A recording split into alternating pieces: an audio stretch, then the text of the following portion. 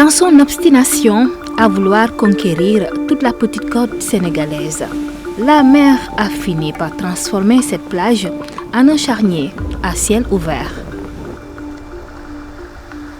Ces ossements, disséminés sur le rivage, sont des restes humains charriés par les vagues.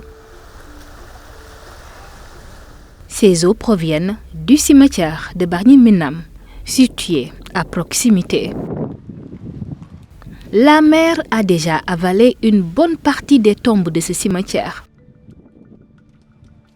Ici, les morts ne reposent plus en paix. Ils sont à la merci des submersions marines. En réalité, si tu regardes au fond des choses, tu remarqueras que c'est une chose très douloureuse. En sachant que vraiment, les ossements que tu trouves sur la plage, ce sont des ossements d'un frère, d'une sœur, d'un parent ou d'un oncle que tu avais enterré il y a 6 mois, 1 an, 2 ans, et tu te retrouves encore sur la plage à retrouver certains ossements. Je trouve que vraiment ça c'est très douloureux. À chaque crue, la mer emporte dans son reflux des morceaux de leur histoire. Pour sauver ce qui reste du cimetière, les habitants de Bargny Minam rêvent de voir une digue de protection érigée sur la ligne de rivage pour faire obstacle à la furie des vagues.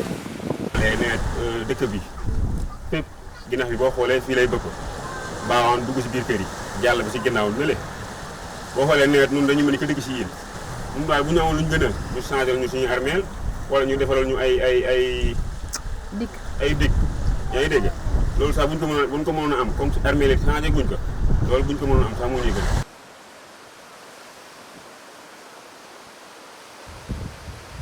Yen Tod est aussi à l'épreuve de cette érosion galopante. Le grand bleu qui berçait les populations autrefois est devenu aujourd'hui le monstre déchaîné, implacable, qui les empêche de dormir à point fermé. La mer ronge, jour après jour, le cimetière de la localité. dëkk bi ni mu bindoo woon géej bi soriwoon na ko lu ëpp 30 mètres 40 mètres sa ëppoon na ko tey géej bi diggante géej bi ak dëkk bi gis nga ni mu mel même pas 10 mètres bu feesee carrément sax 1 mètre sax dëkk bi du ko mat digganteem ak dëkk bi bon dëkk bi géej gi attaqué na ko bu baax a baax surtout nag armeel yi. Pour protéger les tombes encore intactes, les riverains luttent avec des armes dérisoires, comme ce bouclier de fortune. Une barrière assez précaire face à la hargne dont fait montre cette vaste étendue d'eau salée. Olof dañu wax ne ñàkk pexe la ndax bu ñu defoon pneu yi bon tey jii du ngeen fekk ay armeel da ngeen di fekk armeel yi genn wàllu armeel yëpp dem géej mais nag comme mënuñu xaar xam nañ ne pneu yi mënul téye dara mais nag mën nañu jàppale ba li ñu bëggoon li ñu ragaloon pour mu dem mën na ko téye nii mais il nga fi nekk commencé na daanu bon lañu doon daw it ba tey mu ngi ñëwaat damay wax pour ñoom luñ ñu mën a jàppale te mu gaaw nañ ñu ko jàppale te xam ne armeel yi géej gi xaarul. Sur l'autre flanc du cordon littoral, les mêmes dégâts. Mbao se plie au dictat des vagues. Les 2 anciens cimetières de la commune sont fortement menacés de disparition. Devant celui-ci, le mur de clôture qui fait office de barrage semble abdiquer, fortement fragilisé. Il peut céder à tout moment. Et ceci constitue une grave menace pour ceux qui fréquentent le quai de pêche.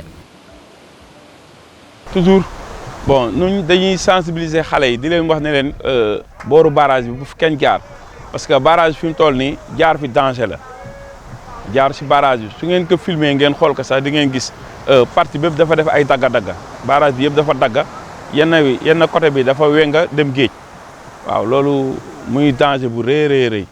Alassane Kane fait partie des habitants de la localité qui luttent désespérément depuis plusieurs années pour la préservation de ces cimetières où reposent les premiers habitants de Mbao.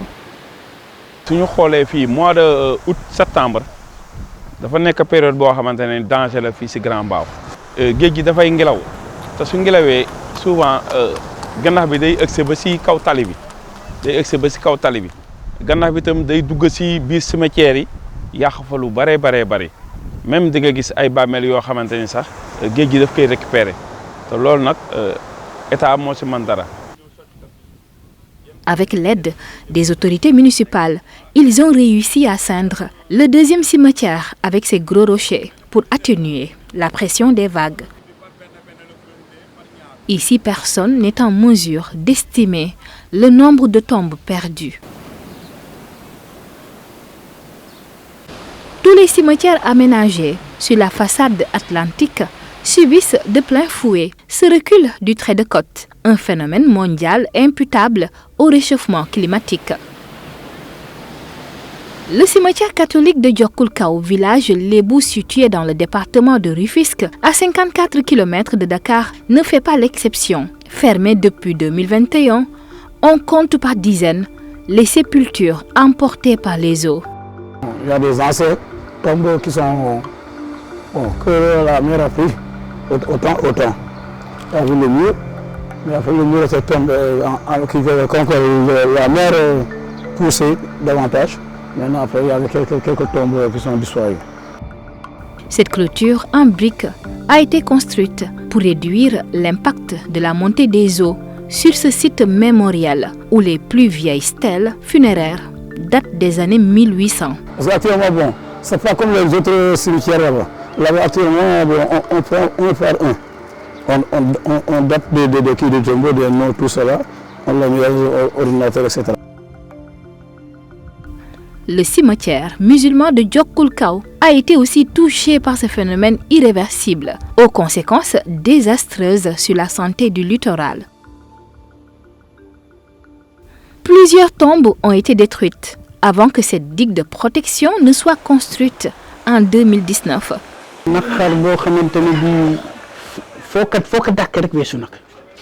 Parce que dara gënul metti nga am sa waajur même bu dul sa waajur sax yaxu doomu aadama nga tekk sa bët rek am na nu mu fëxit sa xol ma sotuma la nag mu nekk say proche donc temps yooyu amoon nañ naxar boo xamante ne bii mënuñu ko ne expliquer nit lu dul jooy rek lañ si mënoon. L'ouvrage a été réalisé par l'Union économique et monétaire ouest-africaine à hauteur de 1,5 milliard de francs CFA. Cette digue de 300 mètres de long est entrecoupée et ceinture seulement le cimetière et la mosquée du village. Les habitants de Diokoul se plaignent de l'absence d'entretien du barrage. Les laisses de mer s'accumulent sur l'ouvrage et risquent de le détériorer plus tôt que prévu. Toujours sur la section du littoral, à hauteur de Rufisque, un autre village traditionnel lébou effroyablement affecté par la crise climatique planétaire. Il y a 16 ans, Thiaoulène a vécu une inondation qui l'a marqué au fer rouge.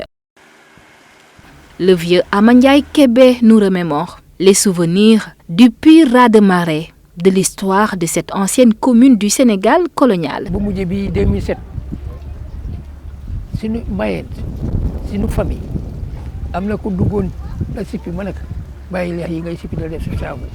Il faut gaskan bi ñëw fii nu famille la noonu la ko bàyyee su la ko carrément yóbbu na ñaar ci famille bi danoo dox nii fële danoo dox nii mu ne nii dañaa tubb suuf si suul am ñoo xam ne carrément da ngaa gis seen beñu oor xam nga beñu oor pour dindi ko si nit ku dee du yomb. Les souvenirs de cette terrible journée de juillet 2007 sont encore présents dans les esprits. waaw bis boobu moom kenn du ko fàtte parce que li waral bis boobu kenn du ko fàtte bis bi dafa metti woon parce que géej yàlla moo ko kàttanal moo am doole sa waajur yu góor gaañu wala sa waajur yu jigéen nga denc ko sa almeer géej gi ñëw maasale almeer yi jël si lu bëree bëri keroog bis boobu metti na lool. tey mën naa ni sunu maam di gën a am marqué histoire am fii si wàllu suuf ñu di ko wax maam Sanga Dieng moo jëloon suuf si jox lu ko ñu dëkkoo ko kon kooku mu ngi tudd si almeer yi kon yooyu ay valeur la yoo xam ne ni bu nekkee si almeer yi ñu laal almeer yi rek laal ñu. À la suite de cette tragédie, cette digue a été construite pour protéger le reste du cimetière. La digue a vu le jour en 2013 et les travaux ont démarré en 2011 suite à une houle qui a dévasté une partie de Thiawlène et les élus se sont mobilisés pour faire un grand plaidoyer et c'est ce plaidoyer qui a amené la mise en place de cette digue de protection de Thiawlène. Il y a 4 décennies à Thiawlène, il fallait faire des centaines de mètres pour aller à la mer. Mais avec l'érosion côtière, cette distance s'est fortement rétrécie. géej gi sori woon na lool parce que lu tax géej gi sori woon na jàkkee ngi si géej robinet baa ngi si géej penc maa ngi si géej kon géej gi sori woon na. Cette digue a certes soulagé l'angoisse des habitants de Thiawlène, mais les dégâts restent irréparables. Ces pertes ô combien importantes ne sont malheureusement pas encore prises en compte dans les pertes et préjudices quand on parle de justice climatique. Pour Aïssatou Diouf, la chargée du plaidoyer à Enda Énergie section Sénégal, il est impératif de donner d'abord une reconnaissance internationale à ces dommages non économiques. Donc c'est très difficile de les matérialiser, de pouvoir les quantifier et si on parle également des aspects financiers, de pouvoir dire à combien ça équivaut ces pertes-là. Donc il est important qu'on va documenter parce qu'on est dans un processus déjà de reconnaissance de ces pertes et dommages à l'échelle internationale. Le changement climatique est déjà une réalité. Donc pour nos communautés, tout ce qu'il y a à faire, c'est de renforcer leur résilience pour leur permettre de pouvoir cohabiter avec les impacts du changement climatique. À cause de l'avancée de la mer, des liens entre vivants et morts se sont brisés à jamais. Des repères perdus, des traditions menacées. Le capital culturel des communautés côtières est ainsi gravement écorné. Pour évaluer ce type de préjudice, Seynabou Sy Ndiaye, sociologue, spécialiste des questions de développement, aborde la question sur une approche socio-anthropologique. Il faut une approche non seulement holistique, mais socio-anthropologique qui puisse permettre vraiment de prendre toute la quintessence et l'importance de ces symboliques qui sont une histoire, qui sont un devoir de mémoire parce que cela rappelle à la communauté son attachement à des valeurs, son attachement à des personnalités, son attachement à des trajectoires. Selon elle, c'est une urgence d'aider ces communautés à protéger leur patrimoine culturel et spirituel parce que leur identité est compromise. L'accompagnement commence en amont, c'est-à-dire le renforcement de capacités et surtout la sensibilisation de ces communautés sur les impacts du changement climatique pour qu'elles puissent prendre les devants sur les pertes qu'elles pourraient vivre en cas de dommages importants. La deuxième des choses, c'est quand cette situation-là se présente. Est-ce que c'est un déplacement, quand on parle des cimetières par exemple, ou bien là, il n'y a plus rien à faire, est-ce une perte? Et dans ce cas, c'est un accompagnement psychosociologique qu'il est important de faire pour toute la communauté.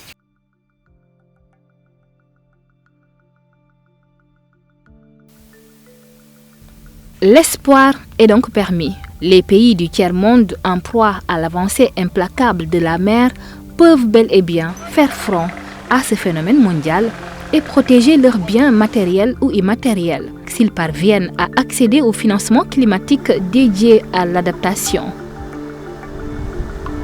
Le sursaut doit être collectif de la part des autorités publiques. Elles doivent lutter en synergie pour que justice soit faite et sans tarder, car si rien n'est fait, dans les prochaines décennies, la mer va engloutir toutes les constructions sur le long du littoral sénégalais.